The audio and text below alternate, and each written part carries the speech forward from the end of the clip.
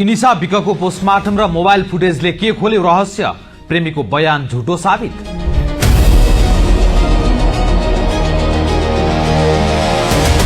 सुर्खेतको वीरेन्द्रनगर फागुन 23 गतेको त्यो बिहानी सधैँ झैं सामान्य थिएन।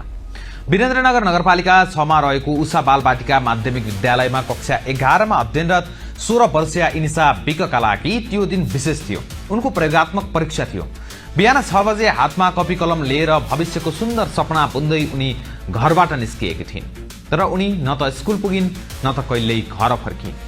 9:30 बजेतिर वीरेन्द्रनगर 4 स्थित जनजागरण सामुदायिक वनको एउटा सुनसान झाडीमा इनिसा अचेत अवस्थामा फेला परे। स्थानीय र प्रहरीले उनलाई हतार हतार प्रदेश अस्पताल कालागाउँ पुर्याए। तर अस्पताल पुग्दा नपुग्दै चिकित्सकहरूले उनलाई मृत घोषणा गरिदिए। एउटी पढ्ने उमेरकी निर्दोष बालिकाको विभत्स अन्त्यले सिंगो सुर्खेत मात्र होइन, देश नै स्तब्ध बन्यो। घटना लगत्तै सुर्खेत प्रहरीले अनुसन्धान सुरु गर्यो। शंखाको घेरामा रहेका इनिसाका भनिएका 16 वर्षीय प्रेमीलाई सोही दिन पक्राउ गरियो।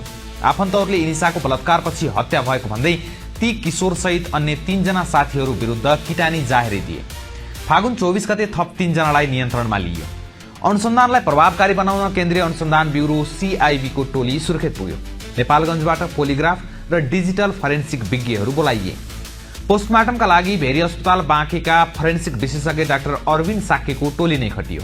करिब 20 दिनको अनुसन्धानपछि जिल्ला प्रहरी कार्यालय सुर्खेतले चैत 11 गते सरकारी वकिल कार्यालयमा आफ्नो प्रतिवेदन बुझायो। तर प्रहरीको त्यो प्रतिवेदनले सबैलाई अचम्ममा पार्यो। प्रहरीको निष्कर्ष थियो यो सामूहिक बलात्कार होइन, एकल करणी हो र हत्या पनि पूर्व योजना अनुसार भएको होइन। प्रहरीले दावी गरेको थियो कि इनिसाका प्रेमीले मात्र उनलाई जबरजस्ती करणी गरेका थिए। करणीका क्रममा बालिकाको संवेदनशील अंग च्यातिएर अत्याधिक रक्तस्राव भएका कारण उनको मृत्यु भएको प्रहरीको तर्क थियो। अन्य 3 जनालाई भने प्रहरीले केवल ज्यान सम्बन्धी कसुरमा मात्र मुद्दा चलाउन सिफारिस गरेको थियो, जसको अर्थ उनीहरू बलात्कारमा संलग्न थिएनन् भन्ने हुन्थ्यो।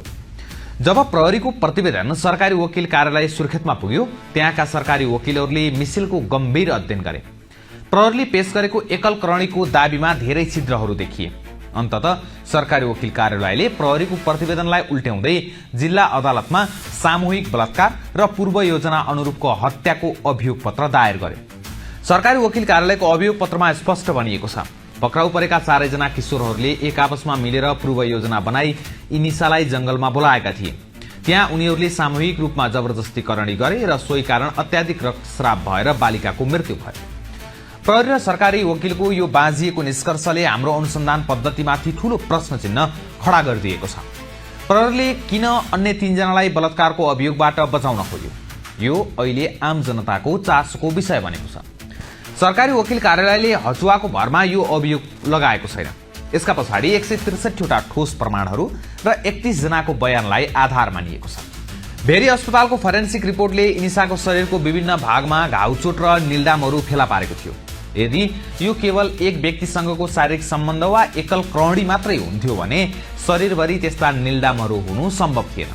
यसले त्यहाँ सामूहिक रूपमा हिंसा र बल प्रयोग भएको प्रश्न पार्छ। प्रहरी र वकिल कार्यालयले संकलन गरेको CCTV फुटेजमा देखिए अनुसार मुख्य अभियुक्त भनिएका किशोर र इनिसा अगाडि र अन्य 3 जना साथीहरू अलि पछाडि एउटै दिशामा अर्थात् वारदात स्थलतर्फ गइरहेको देखिन्छ। यसले ती 3 जनालाई मुख्य अभियुक्तले इनिसा बेहोस भएपछि मद्दतका लागि बोलाएको भन्ने दाबीलाई झुटो साबित गरिदिएको छ। उनीहरू सुरुदेखि नै योजनाबद्ध रूपमा त्यहाँ पुगेका थिए। अभियुक्तहरूले बयानमा हामीले अस्पताल लैजान खोजेका थियौं भनेका छन्। तर सरकारी वकिलले भनेको छ उनीहरू घटनास्थलमा उपस्थित थिए, तर उनीहरूले कुनै पनि उद्धारको कार्य गरेको देखिएन। उल्टै बालिकाको मृत्यु भइसकेपछि मात्र घटनालाई दुर्घटनाको रूप दिन खोजिएको थियो। इनिसा विकको यो घटनाले सुर्खेतलाई कैयौं दिन आन्दोलित बनायो। एउटी दलित समुदायकी र गरिब परिवारकी छोरीले न्याय पाउँदैनन् कि भन्ने आशंका सुरुदेखि नै थियो। प्रहरीले जब एकल करणीको प्रतिवेदन ल्यायो तब जनताको आक्रोश झन चर्कियो। सुर्खेतका सडकमा विद्यार्थीहरू, नागरिक समाज र आफन्तहरूले न्याय देऊ भन्दै ठूलो प्रदर्शन गरे। उनीहरूको एउटै तर्क थियो, एउटा 16 वर्षको ठिटोले मात्र यति ठूलो जघन्य अपराध गर्नै सक्दैन। यसमा पक्कै पनि गिरोहको हात छ। सरकारी वकिल कार्यालयले सामूहिक बलात्कारको अभियोग लगाउनलाई जनताले आफ्नो आवाजको जितका रूपमा लिएका छन्। पक्राउ परेका 4 जना अभियुक्तहरू 16-17 वर्षका नाबालक हुन्। त्यसैले यो मुद्दा सुर्खेत जिल्ला अदालतको बाल इजलासमा दायर गरिएको छ। मुलुकी फौजदारी कार्यविधि संहिता 2074 को दफा 32 बमोजिम यो अभियोग पत्र दायर भएको हो। कानून अनुसार यदि 18 वर्ष मुनिका बालकहरूले त्यस्तो जघन्य अपराध गरेमा उनीहरूलाई सुधार गृहमा राख्ने वा उमेर अनुसारको सजाय हुने व्यवस्था छ। तर सामूहिक बलात्कार र कर्तव्य ज्यान जस्तो गम्भीर मुद्दामा अदालतले उनीहरूलाई कसरी हेर्छ त्यो प्रतीक्षाको विषय छ। सरकारी वकिलले उनीहरूमाथि हदैसम्मको सजायको माग गरेको छ। यो घटनाले नेपाल प्रहरीको अनुसन्धान क्षमता र पारदर्शितामाथि गम्भीर प्रश्न उठाएको छ।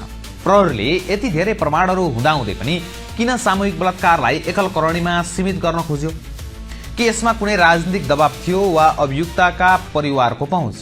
सीआईबी जस्तो उच्च स्तरीय टोली खटिना पनि सरकारी वकिलले जस्तो गहिराईमा पुग्न प्रहरी किन सकेन? जिल्ला सरकारी वकिल कार्यालय सुर्खेतले देखाएको यो साहस प्रशंसनीय छ। यसले के प्रमाणित गर्छ भने यदि सरकारी वकिलहरू निष्पक्ष भयो भने प्रहरीका कमजोरीहरूलाई सुधार्न सकिन्छ र पीडितले न्याय पाउने सम्भावना बढ्छ। इनिसा विक अब यो संसारमा छैनन्। उनका आमा बुवाका आँसु अझै ओभाना भएका छैनन्। एउटी मेहनती छात्राको भविष्य जंगलको झाडीमा निम्तियो, तर उनको आत्माले तब मात्र शान्ति पाउनेछ जब अदालतबाट ती चारैजना अपराधीहरूलाई उचित दण्ड दिइनेछ। यो घटनाले हामीलाई एउटा ठूलो पाठ सिकाएको छ। हाम्रा छोरीहरू स्कुल जाँदा पनि सुरक्षित छैनन्। मित्रता र प्रेमको आवरणमा कस्ता दानवहरू समाजमा लुकेर बसेका छन् भन्ने कुरा इनिसाको घटनाले छर्लङ्गै पारेको छ। अदालतमा मुद्दा पुगेको छ। अब सबैको आँखा सुर्खेत जिल्ला अदालतको बाल इजलासतिर सोचिएको छ। इनिसाले न्याय पाउने छिन् कि पाउँदिनन्? के हाम्रो कानूनले यस्ता जघन्य अपराधीहरूलाई उनीहरूको उमेरको आडमा उम्किन दिन्छ वा कडा सजाय दिन्छ? यो हेर्न बाँकी छ। हामी इनिसा विकको परिवारप्रति गहिरो संवेदना प्रकट गर्दछौँ। न्यायको यो लडाईँमा हामी सबैको साथ र समर्थन हुनुपर्छ। अपराधी जोसुकै होस्, उनीहरूले कानूनको कठघरामा उभिनै पर्छ।